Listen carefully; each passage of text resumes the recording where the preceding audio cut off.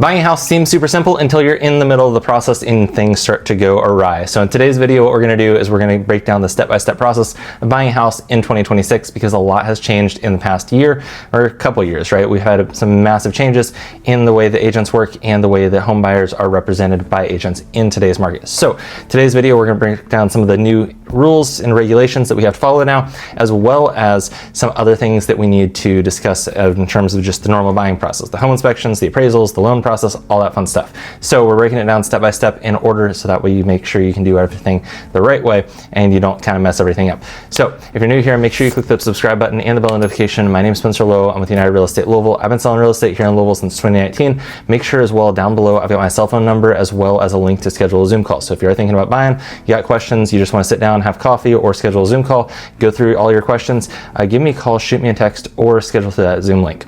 And then also down in the description, you're gonna find 7 mistakes that I see home buyers making all the time in today's market. I've linked that down below. It's completely free to download. Just click the button. With all that being said, let's jump into the video. All right, now the first thing that you need to do if you're thinking about buying a house is you need to sit down with a realtor and discuss the entire home buying process. So if you need help with it, give me a call or shoot me a text. I've got my phone number down below.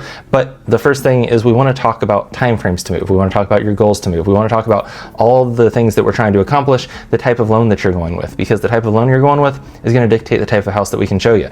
And it's not necessarily that certain houses can't necessarily use a certain loan, but it's sort of that way. So FHA and VA loans, a lot of times with those, they have added requirements. Then there's safety requirements. So things like needing a handrail on staircases and chipping paint and stuff like that. So if it's a fixer-upper on a standard FHA or VA loan, it's probably not gonna be something that we're gonna be able to buy with an FHA or a VA loan. Something we might need to switch over to a conventional loan for in order to make it go through, or we might also just need to look at maybe getting a different house in general. So there's some handful of things like that that are really important to know up front. So sitting down with an agent that can actually help guide you through the timeframes to move, because when you go to buy a house, our timeframes, to find the house, go under contract, get the home inspection and all that stuff. Typically, once we found the house, we're typically 30 to 45 days out. That gets us through the mortgage process and everything and actually gets us to the closing table. But there's some other time frames in there as well, like after closing and before closing, that we need to make sure that we pad a little bit so that way we can actually get you the house and then also have you move in and you're not stuck with 2 payments at the same time if we don't have to. So helping, looking at your situation specifically is really important.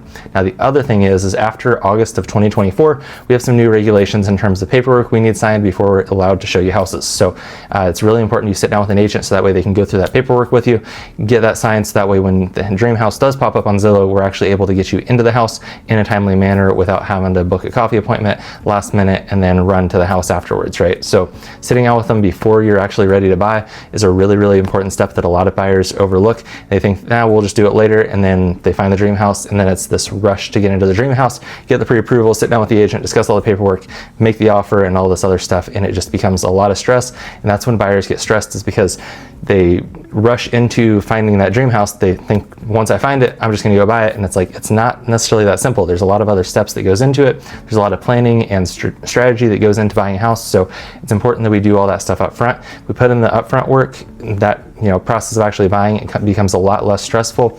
We have clearer expectations, so that way you know what you're getting into, and the process is just a lot smoother overall. So sit down with an agent early in the process is going to save you a lot of time, headaches, and energy. All right, now the second thing that we need to do is we need to sit down with the mortgage lender and discuss the mortgage process. So the mortgage process is pretty simple. The mortgage lender is going to walk you through it and make sure that they hold your hand throughout the whole process to get the deal to the closing table. But there's a couple things that we need to know up front.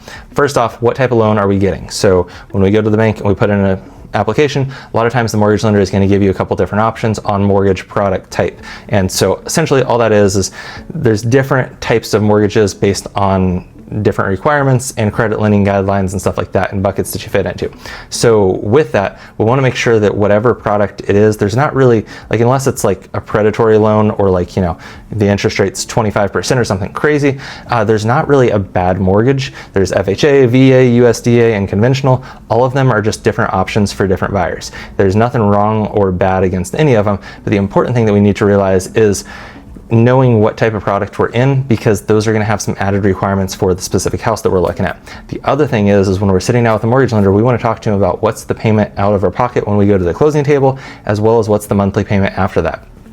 We want the full payment. So just because we're putting $5,000 or $10,000 down, we want to make sure that, closing costs, what are our closing costs on top of that? Because if there's $8,000 of closing costs, let's say we've saved up 20 grand, but we were expecting to put 10,000 down as our down payment, but now we're expected to take another 8 out, and we were only expecting to put 10,000 down. So yeah, we've got the money, but we'd be more comfortable having that $10,000 emergency fund instead of spending it on closing costs. So knowing that stuff going into it is one of those other important conversations that a lot of times when buyers find the dream house, they run into it and they get, too quick to run into the house and try to make an offer on it.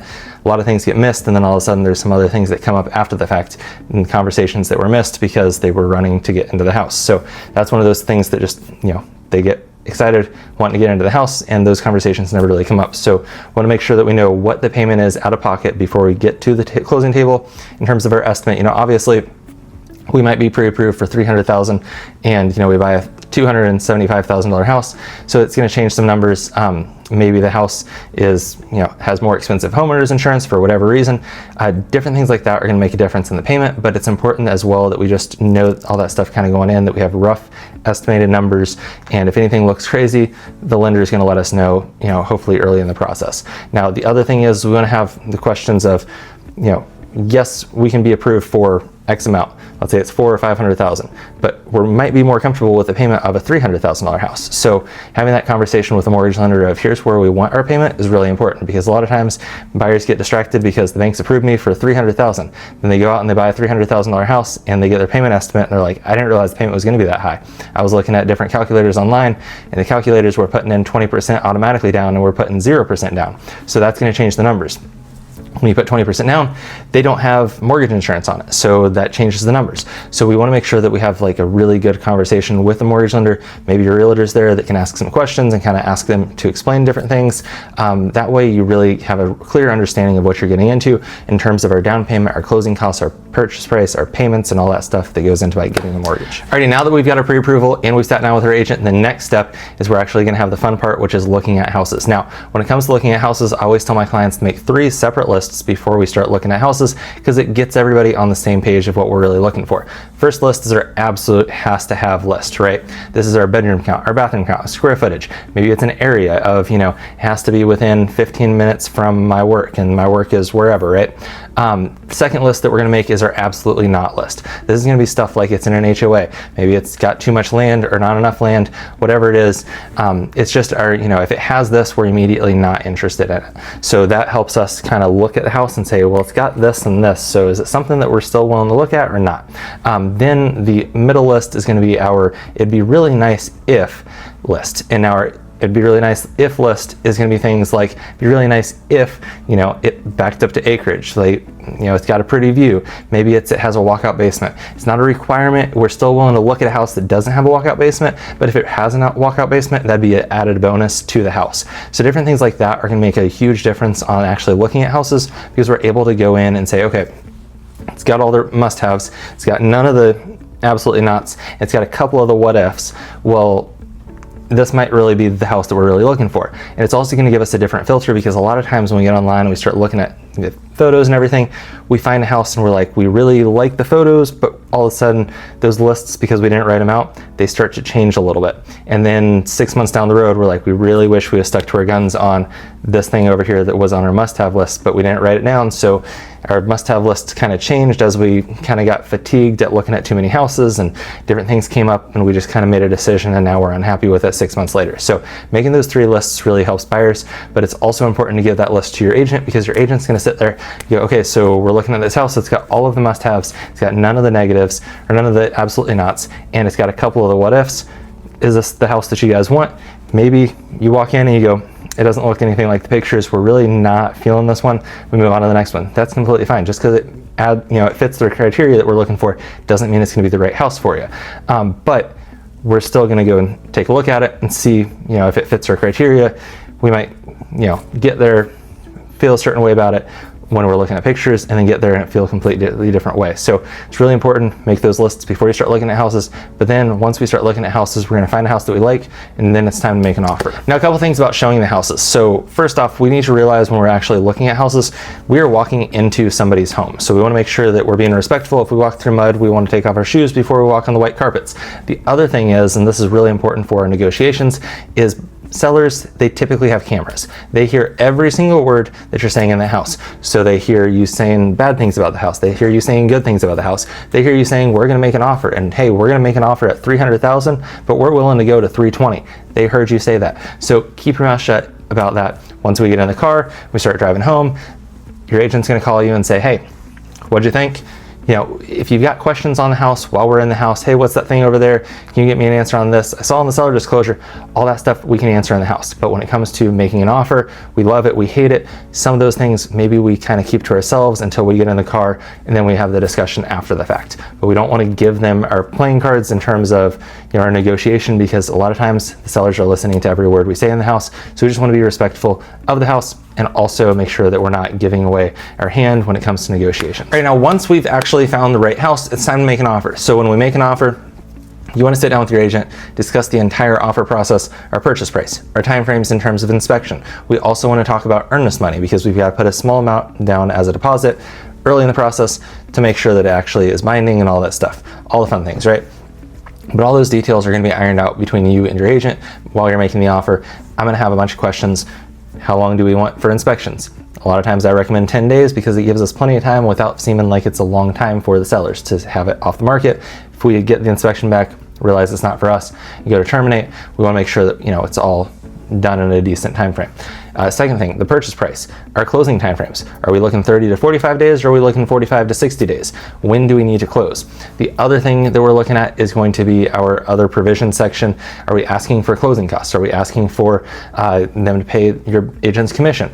All the different things like that are really important to talk to your agent about up front before we make the offer, because a lot of times people think it's just the purchase price and that's the only thing we're negotiating, and there's a whole bunch of other things on that contract that are really important to making sure that you actually get a good deal. Making sure we have plenty of time for inspections, so that way we don't skip inspections. We do our home inspection, our appraisals, and all of the different things.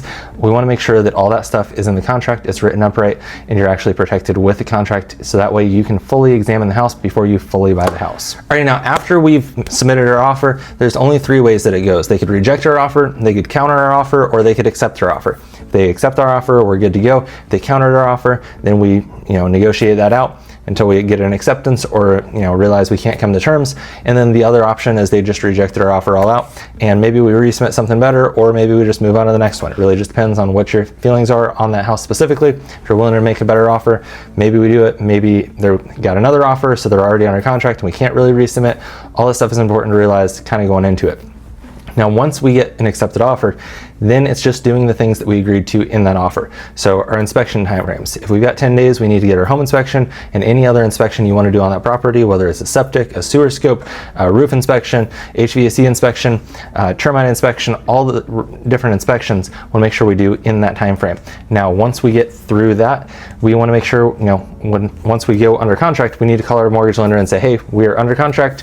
What do you need from me? They're going to start requesting documents. You're going to give them documents. They're going to come back and say, hey, underwriters come back and ask for 4 more documents. Can you get those to me? You're going to say yep and get them to them, right? But main process is just once we've made the offer, once it goes under contract, it's just doing the things that the contract said. Your agent's going to help walk you through that process of getting all the inspections scheduled, making sure that the home is able to be accessed by any inspector that wants to come out and take a look that you've hired. All the inspections are your costs, so just realize that going in. Yes, you've got closing costs. Yes, you've got a down payment. We've also got inspection fees. So if you're paying for a home inspection and an appraisal, and you want to do a radon inspection and a termite inspection and all that stuff, it all starts to add up. So we can do as many inspections as you want. But with that being said, we just need to make sure that we know that you're footing the bill for those inspections. But once it's under contract, it's just doing what the contract says. Then we get to closing and you get your sign all your documents, then we're closed. And then you get your keys at the closing. Most of the time, sometimes there's a delayed possession agreement. If the sellers need to close on this house, go and buy another house, let's say it's, they've already gone under contract on it, done the inspections and everything, but they need the money and proceeds from the house they're selling to be able to close on the next one 2 or 3 days after closing. They might need a couple days to still be in the house after they close and sell their house. So if they do that, we just want to make sure that, we have the agreement in writing, and all that stuff's going to be negotiated out once we go under contract or early in the process when we go under contract, right? Before they accept your offer, all that stuff should be negotiated out. We get to the end and they're like, hey, we need delayed possession. Maybe we agree, maybe we don't. It really all just depends on the situation and what's going on.